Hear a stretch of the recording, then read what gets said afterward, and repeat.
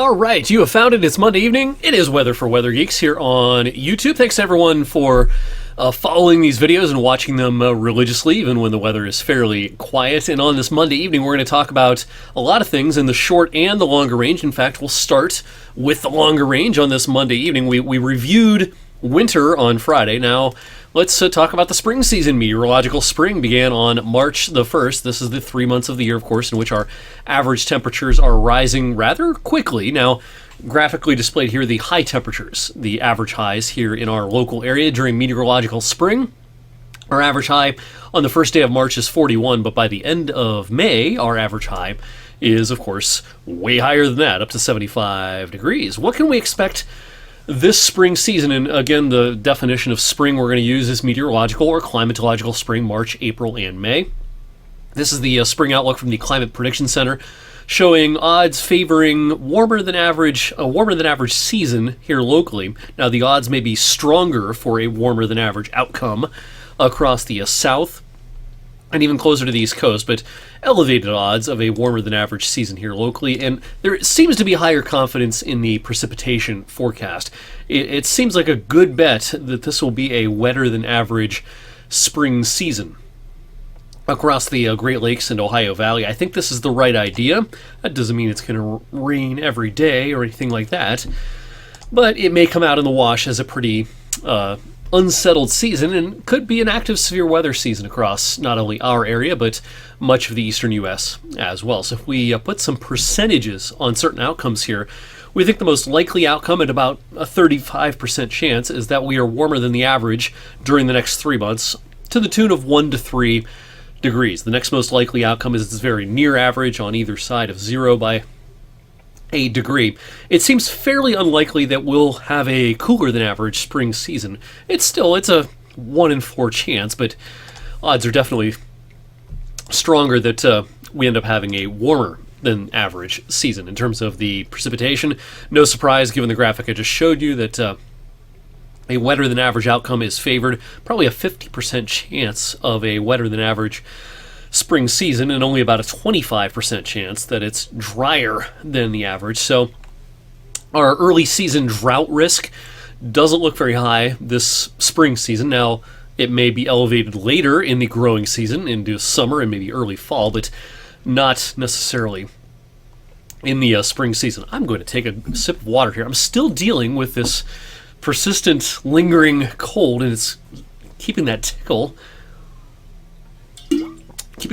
in my throat that just does not want to go away. It makes talking not much fun at all. Compared to the average, our highs today a few degrees below the average. It was a chilly day, but boy, it was nice to have a full supply of sunshine, at least during the first half of the day. Now, the clouds did increase in the afternoon, but we had bright blue skies for a lot of the morning hours today before those clouds rolled in during the second half of the day. And we're getting into that time of the year that the sun angle, the strength of the sun is really, really noticeable. Even on a chilly day like today, if your car is sitting out in the sun and you get into your car, it's going to feel pretty warm in there despite the air temperature only being in the 30s like it was today. Our sun angle at this time of the year is getting to be as strong as it is in early to mid-October. Coming up in a handful of days, it'll be about 45 degrees above the horizon at solar noon.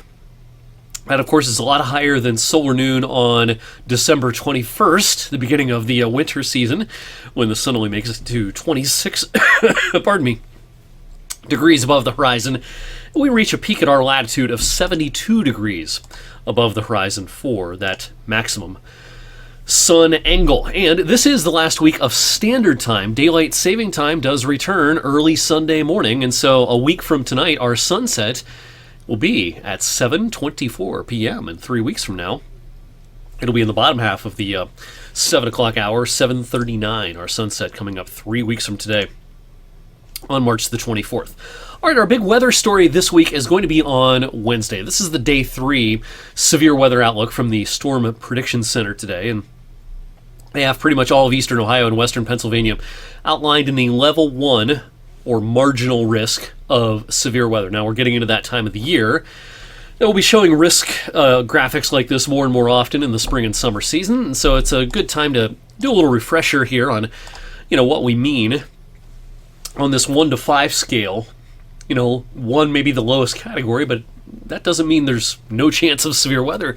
Certainly, in fact, there's a non-zero tornado risk on Wednesday. Basically, the recipe on Wednesday is we have limited instability. The dew points won't be very high. I think there will be some sun, which will help in the instability department. But all things considered, it's not one of those days where the atmosphere is really like a powder keg in terms of instability. What we do have Wednesday is a lot of wind energy, wind shear, changing of the wind direction and speed with height going up through the atmosphere. And that makes the tornado risk it's low, but it's not zero in anything that gets going during the afternoon on Wednesday. So we're in a marginal or level 1 risk about 30 to 40 times per year in our location. It's pretty common, especially once we get into April, May, June, July, for us to be in a marginal risk for severe thunderstorms. You can kind of cut that number in half as far as the number of times per year that we typically are in a slight risk or level 2. Once we get beyond level 2, it's pretty unusual. It happens, but it's much more unusual for us in eastern Ohio and western Pennsylvania to be in a level 3 and a level 4 and a level 5 becomes very, very rare in our part of the country. So that's Wednesday. Tuesday is going to be just a nice day. Clouds will break for some sunshine midday and afternoon. We get some sun. The wind is going to start picking up. It'll be a breezy day, and I think we'll make it into the upper 50s. We have a good chance of it being our warmest day of 2025 so far. I think it'll be even warmer, though, on Wednesday. Before we get to the daylight hours on Wednesday, I think all of us are probably going to get wet overnight Tuesday night and into early Wednesday morning. But notice what happens here, this model depiction by midday on Wednesday. We get into a little bit of a dry slot here, and the sun's going to try to come out. Now, if the sun comes out, that's going to increase the chances for a heavy, gusty thunderstorm before the day is through. The more sun we see, the more instability there will be. Even with some sun, it won't be super unstable, but any sun will certainly up the ante a little bit in terms of our atmospheric instability. Now, this model depiction has a scattering of showers and storms developing as we get into early to mid-afternoon, probably peaking in coverage maybe 2, 3, 4 o'clock in the afternoon. This is generally, I think, the right idea. This is just one computer model. We look at a lot of different computer models, of course, but generally I think this idea is right in that we're looking at an early to mid-afternoon, maybe late afternoon at the latest, kind of a window of opportunity here. This particular model doesn't have exactly a robust cluster of thunderstorms moving through, but I think it'll be possible that a couple of rowdy storms will get going. But that window will close pretty rapidly as we go towards sunset, and then after that, here comes winter. Yikes.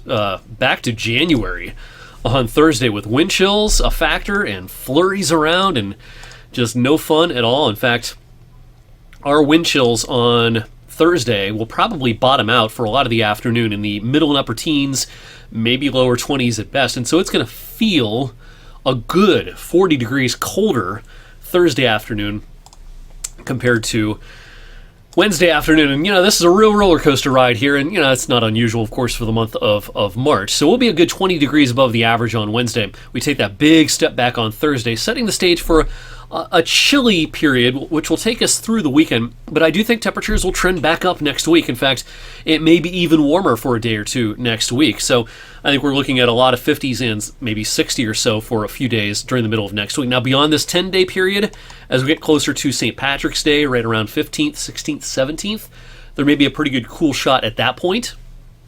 But I think this period from about the 10th through maybe the 14th or 15th, that 5 or 6 day period looks pretty warm to me compared to the average. So, I don't think, aside from Thursday's harsh, conditions, at least by March standards, I don't think we're going to have any sort of sustained, multi-day cold snaps anytime real soon. It'll be a 1 or 2 day kind of a thing, and then the warmer air will start to win out once again. That's going to be the case as we go through the spring season, and especially early in the spring. It's a real battle sometimes, but a lot of times the warmth will outduel the cool, and I think that'll be the case this March as well. Thanks for hanging with me and being patient with my lingering voice issues as we go into this first full week of the month of March on Weather for Weather Geeks. On Tuesday evening, we'll update you on Wednesday's storm chances and much, much more. Hope to see you then.